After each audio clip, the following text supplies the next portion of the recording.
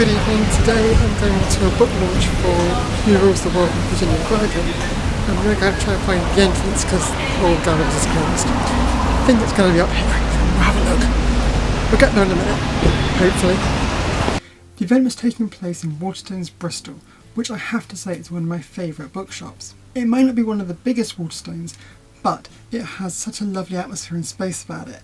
It's set on 2 levels, kind of, an upper more secluded level and a lower level which is more open but still has kind of cubby holes, almost kind of shelves and space laid out, which makes it perfect for events. It can cater for smaller, more personal and intimate events, but also scale up to large scale events if there's demand for it. Which is why I have to ask the question, why don't they have more events? Because it's just the perfect space, and the way they played host to the launch last night was just perfect. As this was a book launch, you expect a certain few things to happen. There was nibbles and drink. There was books. Yeah, we were in a bookshop. There are a couple of readings from Who Rules the World by Virginia Bergin, plus Virginia spoke a little bit about the difficulties she had in writing this book, i.e. through every step of the journey, saying that she thought it was a brilliant idea for the first 10 seconds, and then a struggle ever since then. But from the sounds of it, it sounds amazing. The readings were brilliant, and I cannot wait to get started.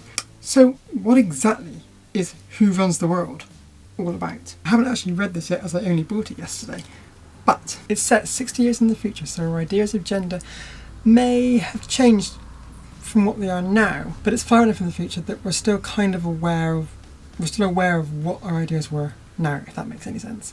And it asks the question, at least initially, would the world be a better place without males if it was just entirely female? Now, when Virginia was talking about this book, she said initially her gut was to say yes and take a utopia stance. And if she's going to write for an adult audience, that may have been the way she would have gone and just go with it. But because it's for a young adult audience rather than an adult audience, she felt she had a duty to present a more balanced and equal view. Essentially, teenagers are going to be reading this, and young people's views might be shaped by what they read in this book and other books like it. One of the questions that always comes up in these kind of events is, where do your ideas come from?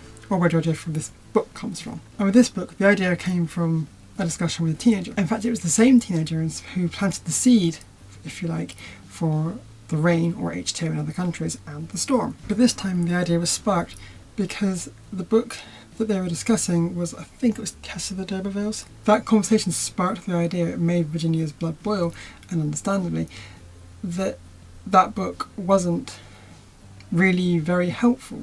It painted females in a certain way, which is obviously very different to the kind of fiction that we get nowadays, and that inspired Virginia to write this book, which painted a strong female character. You can almost say Virginia wrote Who Rules the World as an antidote to that book. I think that's probably the best way of putting it.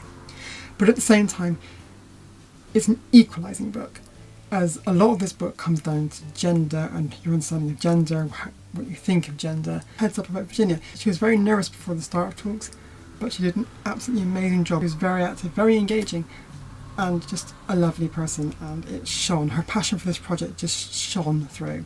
So if you ever get to see Virginia speak, go and see her. She's really good. After the talks, there was an opportunity to buy a copy of Who Runs the World and then get it signed by Virginia. And I want to talk about something very specific here. Have you ever wondered what it would be like to have a book dedicated to you?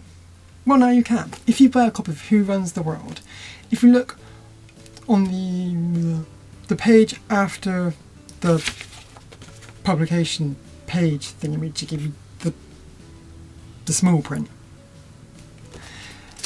there's the dedication page, and basically there's a little space and you can fill your name in. So if you want a book dedicated to you, buy Who Runs the World. So that was the book launch for Who Runs the World by Virginia Bergin at Waterstone's Bristol. Like I said, I really hope Waterstone's Bristol do more of these kind of events because they're really rather good at it, and it looks like they're working on it.